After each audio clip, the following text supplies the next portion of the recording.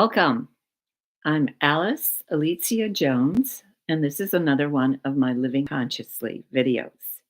There's a great comfort in starting a presentation and knowing exactly what you're going to say. That's why my opening sentence is identical every time. It just kind of like eases me into the flow of the talk. Today's subject is not going to be about chords, cutting chords. I thought that a couple of the comments in the chat was about the fact that people wanted to know, how do I protect myself? How do I give up the need to be swallowed whole by somebody else's energy?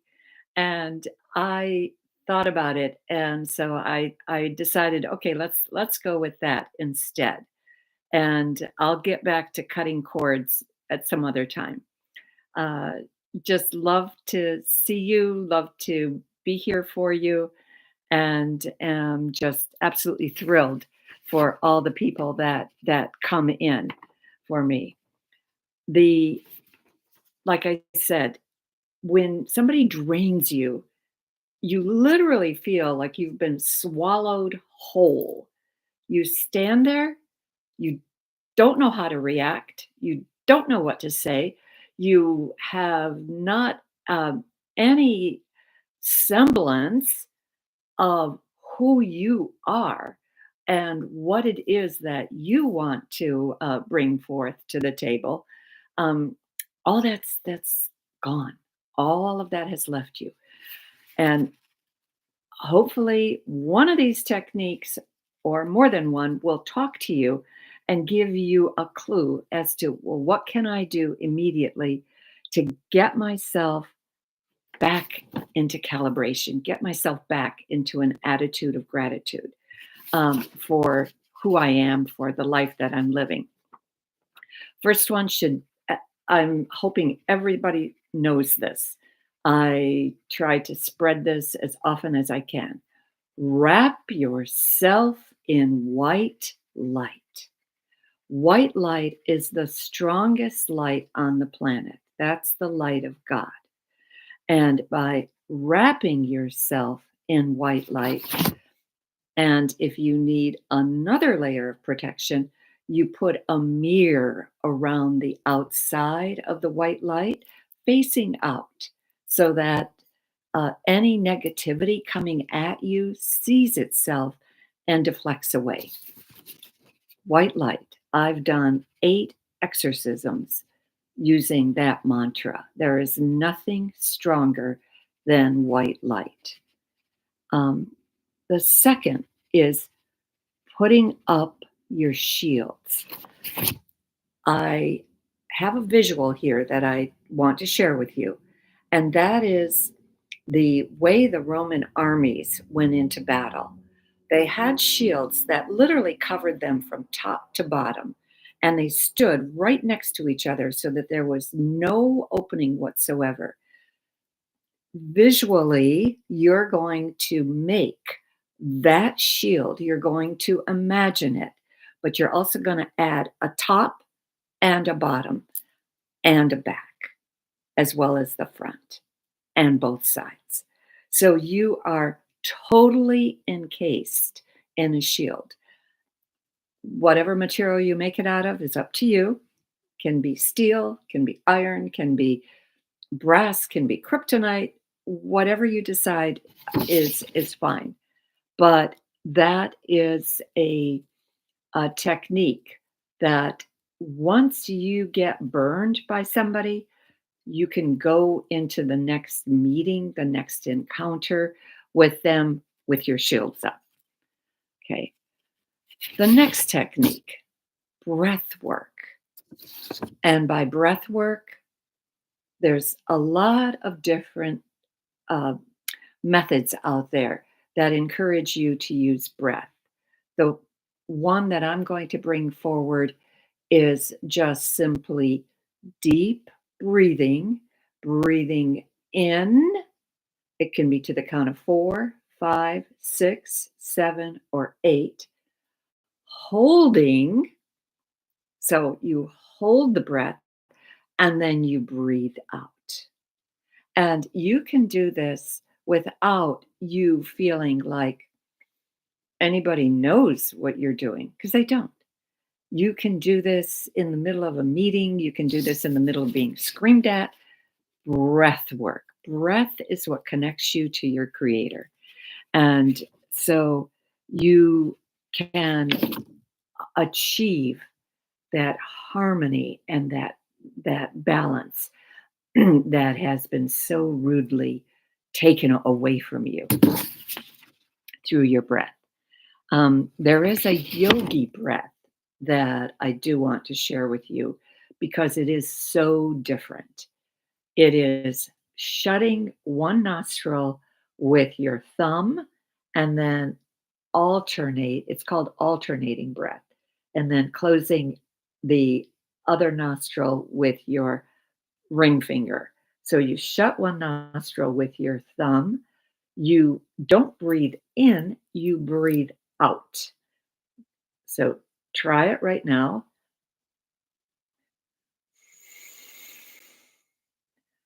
Close the nostril. Now breathe in. Close the nostril. Now breathe out. Close the nostril. Now breathe in. Close the nostril. Now breathe out. Something about it is very rhythmic. It's almost like the waves of the ocean. If any one of you who have been so fortunate to either go to the beach, sit by the ocean, notice that even as the tide goes out and even at low tide, there's a rhythmic flow to the waves that come to shore. And that's what you're reestablishing with this yogi breath. Obviously, the yogi breath has to be accomplished in the privacy of your office or your home. But it's amazing how it can stabilize you. That's what's important. The next one is what I call calling a cab. That's it's an acronym that I developed that I stands for CCABG. It's CAB G. CAB C stands for clear. C stands for um, what is it? Center, clear, center. A, align. B, balance. G, ground. Clear, center, align, balance, ground. Those are the um, attitudes that I want you to bring forth. And again, you can do this when nobody has to know what you're doing. You call a cab. And I always love to see it as a yellow cab because there are so many yellow cabs in New York. And whenever I've been at a top of a building like the Chrysler Building or the Empire State Building, um, and I looked down, marveled at how many cabs there still are riding the streets of New York, considering that Uber and Lyft has made such a huge impact in the cabs. Next one, and this is so simple but very important. Prayer. And praying, you and I feel specifically pray to your guides. Pray to the beings that are there for you, to help you, to guide you. Pray to your ancestors. Pray to those who have left your energy field and gone into spirit, but you have this wonderful sense that they're still around you, that they're still interested in what's happening to you, they're still protecting you. pray to them. Occasionally, you may find that one of your ancestors is somebody who was completely indifferent to you in this lifetime. Um, I've been told several times that my grandmother um, is one of my main guides. And every time I've reacted, my grandmother, she didn't even like me when I was growing up around her. She was so wrapped up in her own story, in her own stuff, that she paid no attention to me. And so it just, but I recognize she, at different parts of her life, she had superhuman strength. And she called on that strength to get her through. And she once told me, and I never forgot this, I had the strength of two men. And when, because she was left to raise four children, she was pregnant with the fifth child. The fifth child was born. Within 2 weeks, he died after birth. And because she had no milk to nourish him, she went from a relatively stable middle class life to utter complete poverty and still had to raise four girls.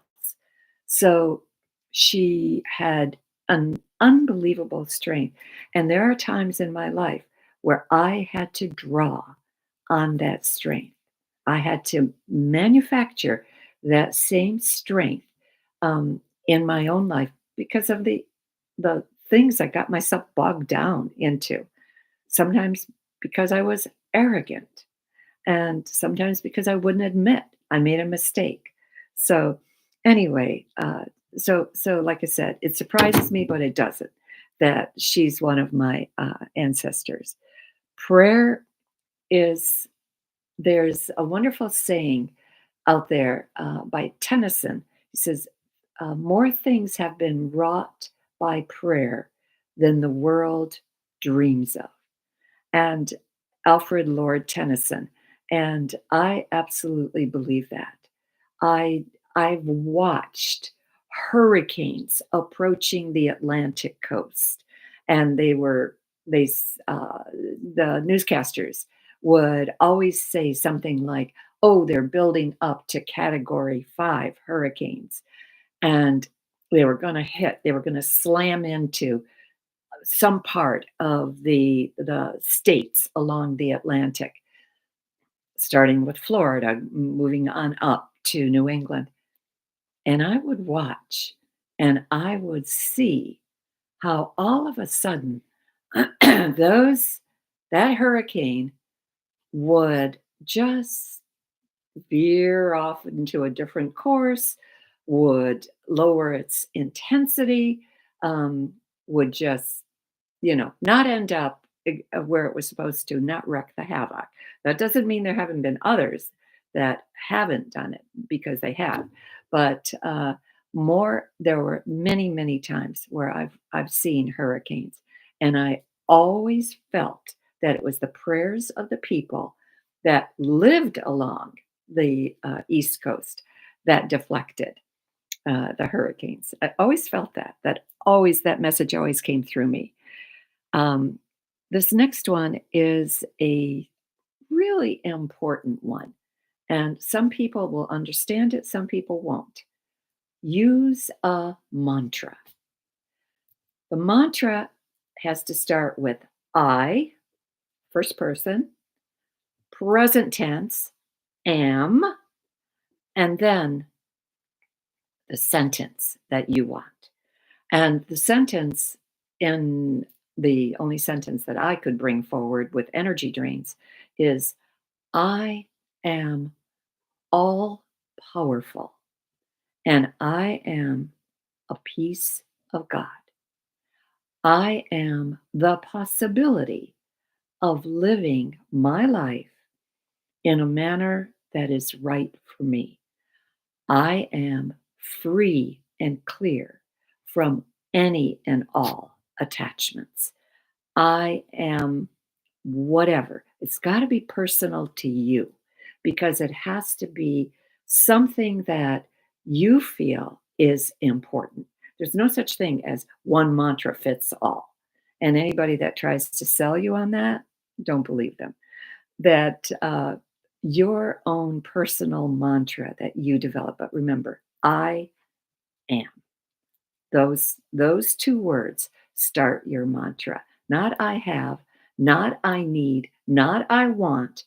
I am. Otherwise, in my lexicon, it's not going to work. So, anyway, the last one that I want to go over is, well, it's a 2.1. That's why I said eight. One is meditation, one is visualization. In meditation, you just go into a very calm space and you ask for clarity on why this is happening to you. What does this all mean? I know the one time that I had three leaks in my car, three separate leaks, brake fluid, oil, and I think my automatic steering fluid. When I sat down and I asked for the meaning of this, those were essential to keeping my car running properly. What my guides told me, and this is in my book, is you are losing energy in three essential places in your life. You don't feel you're being heard. You don't feel you can speak your truth. And you don't feel like honored or cherished for exactly what you bring, exactly who you are. And I thought about it and I thought, you're absolutely right. This was about 20 odd years ago, maybe 25 years ago, when I was just kind of breaking into spirituality. And I wanted to share it with everyone I ran across.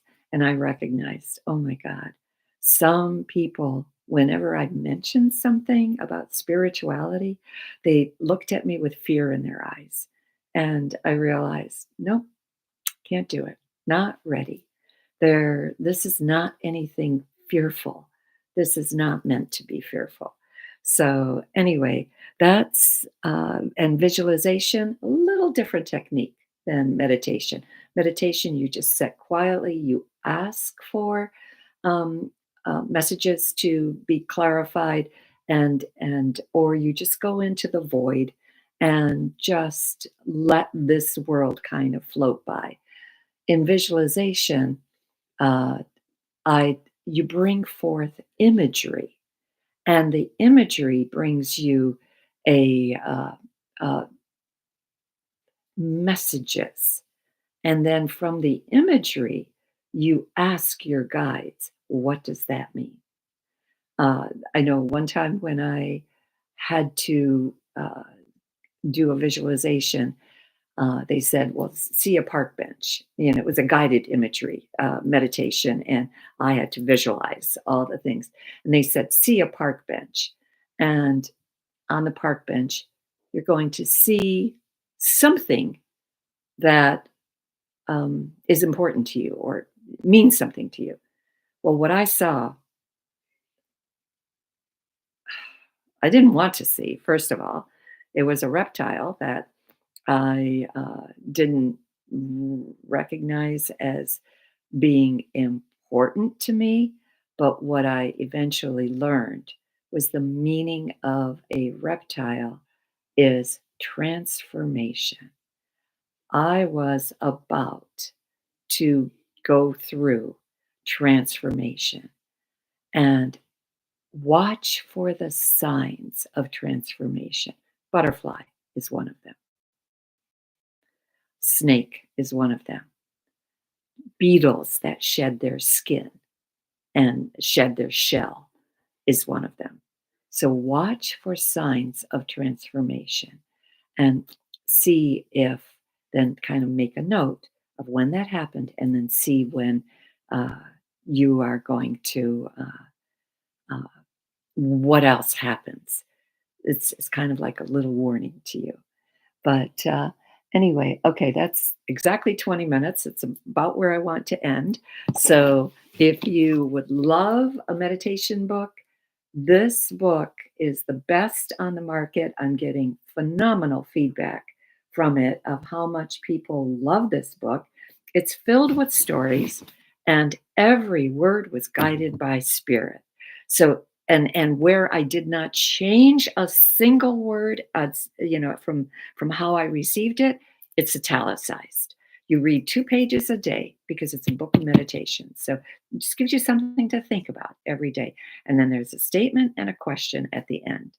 If you have any further questions on anything that you feel you need from me in terms of readings or healings, my website is Alicia, ALICJA